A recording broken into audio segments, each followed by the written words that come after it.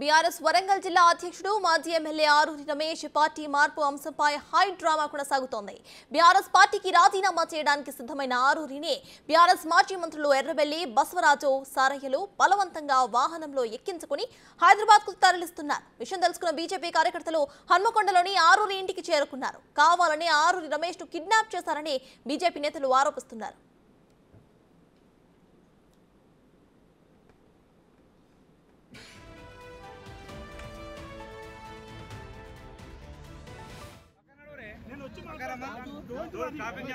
అధ్యక్షుడు మాజీ MLA Aruri Ramesh party మార్పు వ్యవహారం కొంత హైడ్రామా మధ్య కొనసాగుతోంది. ఇక కొద్దిసేపట్లోనే ప్రెస్ మీట్ నిర్వహించి బీఆర్ఎస్కు రాజీనామా చేసి బీజేపీ వెళ్తాను ప్రకటించే నేపథ్యంలోనే భారీ ఇక్కడికి బీఆర్ఎస్ శ్రేణులు చేరుకోవడం, మాజీ మంత్రులు ఎర్రబెల్లి, బసవరాజు, సారయ్య చేరుకొని ఆరూరి రమేష్ ఇక్కడి నుంచి తరలించుకుని వెళ్లారు. అయితే తనను కేసీఆర్ వద్దకు తీసుకెళ్లేటువంటి ప్రయత్నం కూడా చేస్తున్నారు.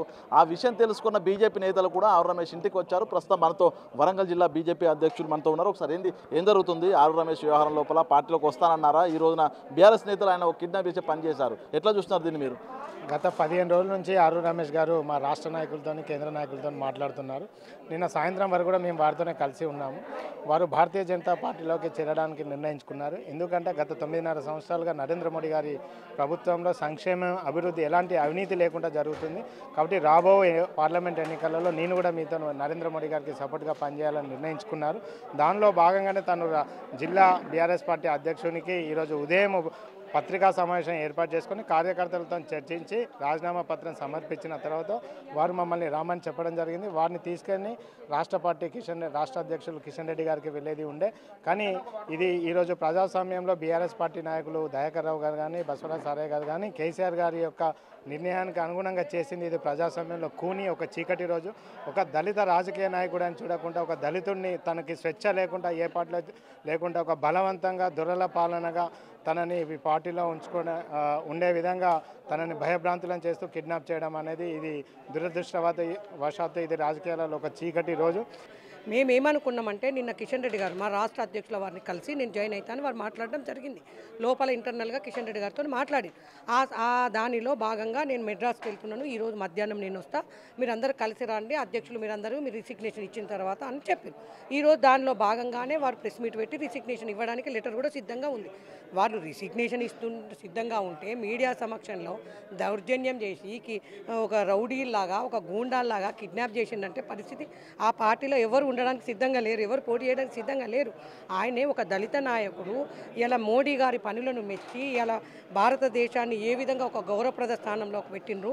ఇలా ఆయన సమక్షంలో నేను పనిచేస్తా, ఒక గౌరవంగా ఉంటా అని ఒక దళిత నాయకుడు బీజేపీలో జాయిన్ అవుతానంటే ఓర్వలేక ఈ నాయకులు ఏ విధంగా గూండాయుధం చేసిండో మీరు చూసారు. ఆయన ఈరోజు మధ్యాహ్నం జాయిన్ అయ్యేది ఉండే.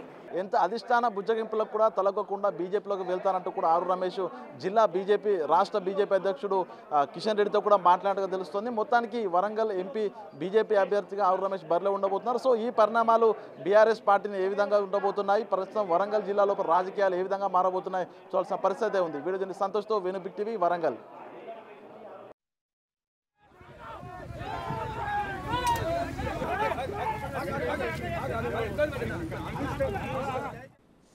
ఆరూరి రమేష్ ఎక్కడున్నారు, అక్కడ పరిస్థితి ఎలా ఉంది అనే సమాచారాన్ని మా ప్రతినిధి వేణు అందిస్తారు. వేణు, చెప్పండి, ప్రజెంట్ అక్కడ సిచ్యువేషన్ ఏంటి?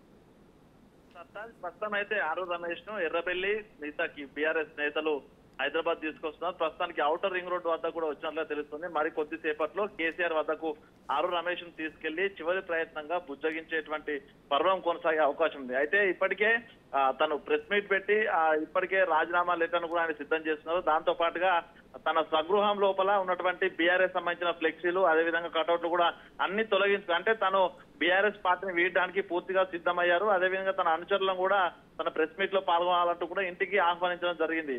బీఆర్ఎస్ ను వీడడానికి కంప్లీట్ గా సిద్ధమైన క్షణం లోపల ఇటు మాజీ మంత్రులు ఉన్నటువంటి ఎర్రబెల్లి, బసవరాజు, సారయ్య ఇతర నేతలు తన ప్రస్తుతం అయితే కేసీఆర్ ను కల్పిస్తే తనకు ఏదో ఒక హామీ ఇచ్చి పార్టీని మారకుండా చేసే ప్రయత్నం అయితే చేస్తున్నారు. కానీ మార్గ మధ్యంలో అటు పెంబర్తి వద్ద బీజేపీ శ్రేణులు ఎర్రబెల్లి అదేవిధంగా ఆరుని అడ్డుకున్న సమయం లోపల కిషన్ రెడ్డితో కూడా ఫోన్ లో మాట్లాడించారు. అయితే కిషన్ రెడ్డితో మాట్లాడుతూ తాను బీజేపీలోనే చేరుతాను, ఆల్రెడీ ఐ డిసైడెడ్ అంటూ కూడా ఆరూరి రమేష్ కూడా చెప్పారు. కానీ కేసీఆర్ వద్దకు వెళ్ళిన తర్వాత ఏమైనా పరిణామాలు మారుతాయా, తన ఆలోచనలో ఏమైనా మార్పు వస్తుందా అనేది ప్రస్తుతం ఒక ఉత్కంఠ కొనసాగుతుంది. ఇంకా ఆరూరి రమేష్ వ్యవహారంలో ఆరూరి విశాల్ తన కుమారుతో మాట్లాడితే ఆరుని కేసీఆర్ కలిసినప్పుడు కూడా పార్టీని వేయడం తథ్యమంటూ కూడా చెప్తున్నారు. సో మరి కొద్దిసేపట్లో దీనిపై ఒక స్పష్టమైనటువంటి ప్రకటన వచ్చే అవకాశం అయితే ఉంది. Sartaj. Right, thank you Venu.